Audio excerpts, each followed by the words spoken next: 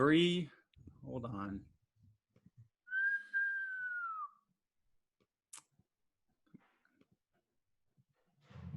Off to a hell of a start here, boys. All right. And 3, 2, 2.5. All right. 3, 2, 1. Good morning and welcome to your Tuesday edition of the Morning Jog. I am your host, Matt Cohan, and I am here with two extremely sexually capable men, Francis Ellis and Robbie Berger. Hello, boys. Top of the week, fellas. I'm capable. It doesn't mean I'm into it. How was the weekend, boys? Today? We get out on the golf course? We did. I'm rejuvenated. Not that I needed anything to be rejuvenated from, but I'm rejuvenated. Yeah, you look sun-kissed. Yeah, got a little sun-kiss going for sure. Nice, Bob. I'm okay. I didn't get to play any golf. I went to Woodstock, New York, into a house that had like 10 other people, and it wasn't comfortable. Yeah, that's another new background, Francis. Where are you? Well, no. What are you in, a Pier 1 Imports? No, now I'm in a really comfortable place at my friend's place. But before, this past weekend, we did almost like a share house with like 6 other couples, and I think I'm over that game. You know what I mean? Yeah. Oh yeah. On Sunday night, guys. On Sunday night, I got hit with like a Splitwise, the app that like helps people itemize things that you owe.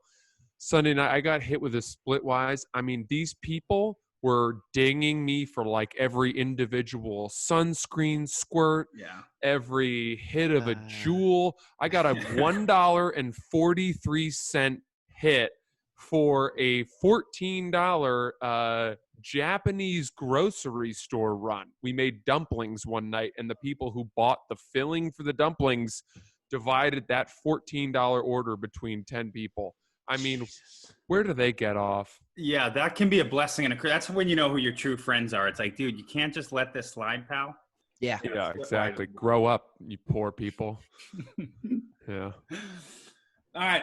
Getting right into it, fellas. Story number 1. Of all the pain in the world right now, this first piece of news may be a little too much for a fragile soul to bear. Dan Bilzerian's much anticipated literary masterpiece may be no more, as the deal brokered by this agent's name is Bird. Mm-hmm. Bird Level went up in smoke because Bilzerian was too busy with his hot tub pals and not lifting legs to actually write the book, and never delivered a manuscript.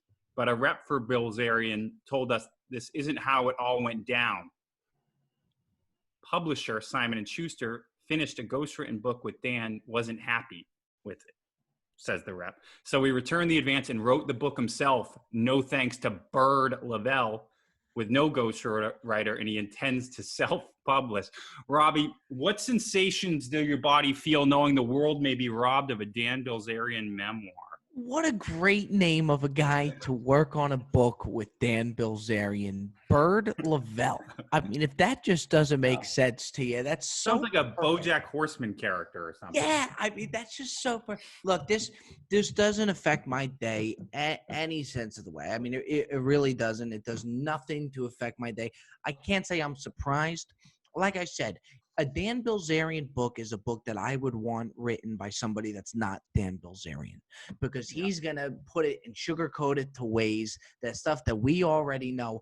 I would love to know the hard-hitting facts about Dan Bilzerian, how he actually makes his fortune. We all know that it's not poker.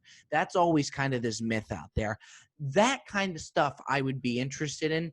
If Dan Bilzerian's writing the book on Dan Bilzerian, it's not for me because it's going to be sugar-coated.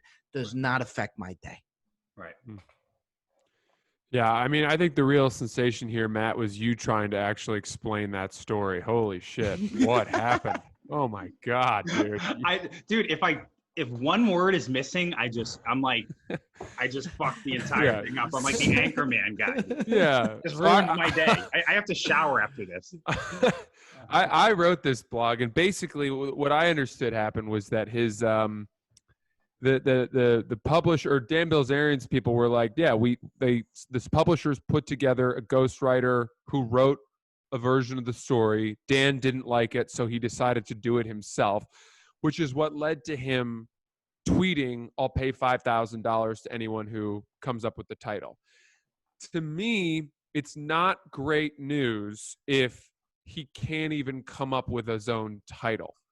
How is he going to write the rest of the book? I mean, look, the thing about Dan Bilzerian is he's a picture book kind of guy. His whole life is about curating photographs. And I think a picture says 1,000 words. I don't think Dan Bilzerian can write 1,000 words. I think he should only stick to photographs, or maybe he could do a coloring book of some kind. But a book itself, as Robbie said, we all know is going to be complete horseshit.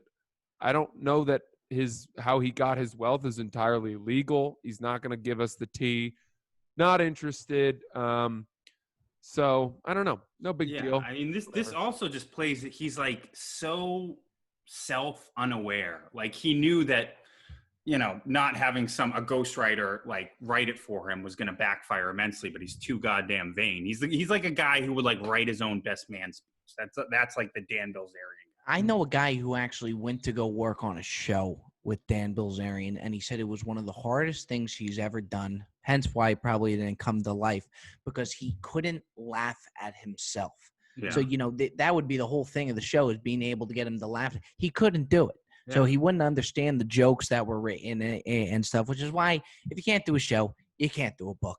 Right. Yeah, that's why he has no guy friends. He can't laugh at himself, All right, fellas.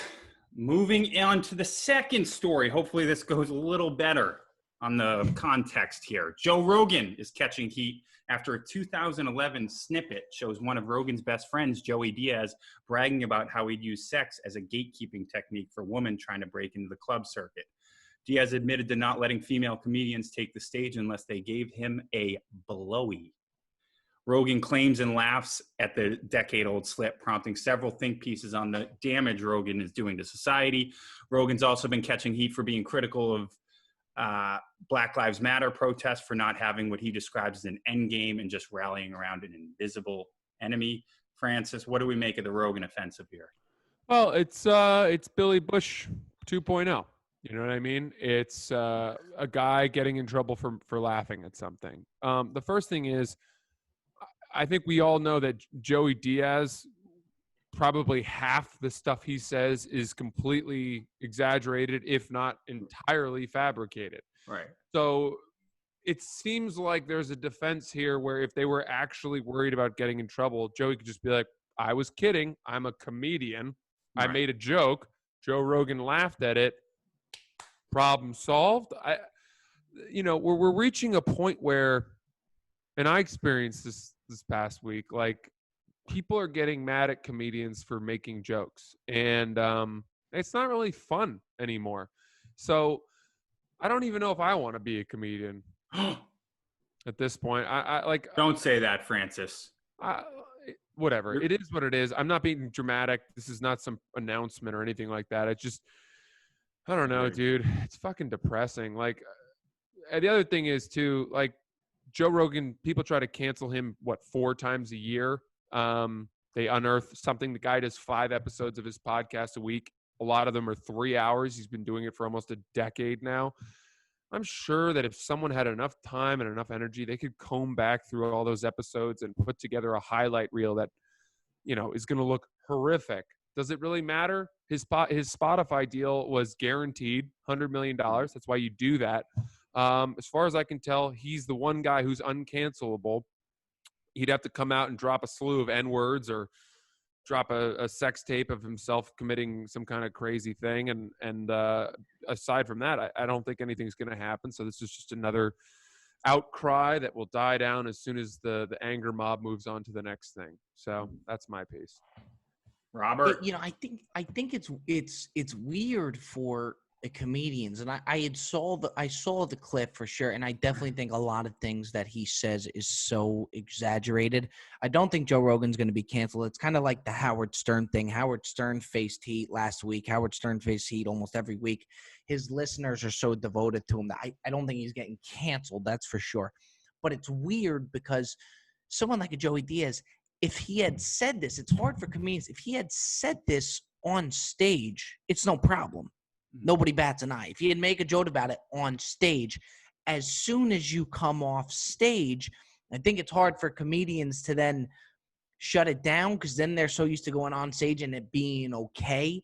So I actually think comedian-wise, you'll see more of it because a lot of them don't have a filter and this is what they do. So they're not, I guess, adapted to that culture because it's okay. I mean, they get the green light on the stage. Why wouldn't they get the green light off of it? Right. Which is kind of the case here. Yeah, but Robbie, why is it that the internet or whatever thinks that the moment a comedian steps off stage and steps onto a podcast that all of a sudden it's like a polygraph test? I mean, that's what I'm saying. Why would he not be kidding here? That's what I'm saying. And that's why I think it's going to continue to happen because this is a lot of times the way they are on stage is the way that they are. But it's just funny to me that they could go up and assume if they're on stage, if you're standing on stage and you say that, that's fine. But as soon as you come off, and even if you say it on the podcast, you get blown up for it. So nobody's safe. I'm not backing what he said, but it's just, I mean, nobody's safe. Same thing with me. I mean, shit. Yeah. Anybody, I think you could pull together a certain amount of clips and find something bad, whatever it may be. But there's a great podcast actually right about this. I remember it stuck with it was like months back. It was like Jim Norton and he had Judd Apatow on, and Apatow was playing. I forget what they were discussing. Like I think it was Louis C.K. and Apatow was playing like the holier than thou type kind of like why would C say this on stage, and like then Norton brought up, well, it's okay for you to make gay jokes and say knocked up, and that's art. But when you're on stage, which is just a different type of art and it's more kind of raw, then it's, oh, you should be canceled for it. It was about Louis C.K. making fun of the Parkland, whatever it was. But it's just interesting to think like, that, it's art, but it's, you can get away with it if it's packaged a little different. Right. Totally. That's why I think it's just it's a different concept for comedians. Because they're so used to it. I mean, they go on stage and they do that and it's fine. And as soon as they come off, now it's not fine. So I don't know. Yeah. No fun for my friend here, buddy. Monday. Monday, dude. I didn't have any transitions planned for this one. Sorry. All right, we'll finish the show on the story that could actually unite the masses here, fellas. The city of Columbus, Ohio, has already vowed to bring down its statue of Christopher Columbus, but thousands are hoping to erase the city's connection to Columbus's legacy even further by renaming it none other than Flavortown in honor of Columbus native Guy. What is it? Fieri. I just learned that before the show. Fieri.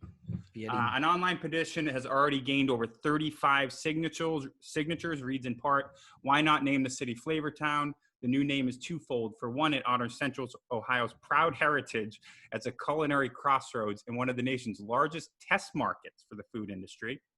Secondly, chef celebrity Guy Fieri was born in Columbus, so naming the city in honor of him, he's such a good dude, would be superior to its current nomenclature. The petition described Fieri as a charitable man, pointing to the fact that he has raised over $20 million for restaurant workers during the pandemic and has officiated more than 100 LGBTQ weddings.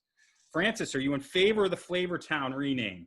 Look, Columbus's proud heritage.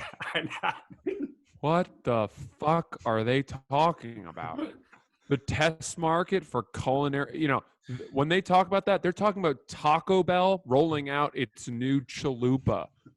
They're not talking about like French chefs experimenting haute cuisine. And the reason is Columbus is it is a test market. You know what it's a test market for? The cartels to try new strains of heroin. It has been ravaged by the opioid and obesity epidemics of America. It is ground zero if you want to give up on your life. I'm sorry to be harsh, but look, 35 signatures on a petition, is that news? 35,000. 35,000. You said 35. All right, whatever, 35,000. Yeah, look, if people want to rename Columbus, Ohio to Flavortown, great. You know what I mean? Like, I'm never going there anyway, so I'm not going to have to look at a map and be like, wait a second, it says Columbus here. Do I need to buy a new map? God damn it, I thought this was going to be a nice puff piece to end the segment. I guess I like Guy Fieri. I've never been a fan. I don't know much about him. I don't think he does a lot for people with obesity issues, but good for him. And if they want to cherish him and honor him that way, great. You know what I mean? I actually, I disagree. I would name the state after Guy Fieri. I love that man. I really do. He just brings so much energy. You talk about a guy that I could just never see getting canceled. That's Guy Fieri. I mean, that guy could do anything in my book. Absolutely love him. I think it would be great for the state. I think it would be great for the city. I have no idea. That Christopher Columbus thing definitely threw me off guard. That was the first that I had heard of that. Yeah. Like I said, if Christopher Columbus isn't safe, nobody's safe. But yeah, anything you want to replace in there, Guy Fieri, totally give the green light. I'm all for it. Move on. Dude, I could totally see Guy Fieri getting canceled by like a package of Tostina's pizza rolls. You know what I mean? Like he's gonna get outed for me. He's gonna get me too'd by cold cuts. If Christopher Columbus right now is on the hot seat, I guess so. I don't put anybody by it, but I would just be shocked to see a Guy Fieri. I love that man. I'm all for it. I mean, he looks to me like he's on borrowed time, dude. Just his physical look. I mean, make sure that meat age is there, guy. All right, fellas. That is our, what's today? Tuesday. That is our Tuesday edition of the Morning Jog. We're back here, same time, same place tomorrow. Thank you for listening. We'll do better tomorrow. We love you.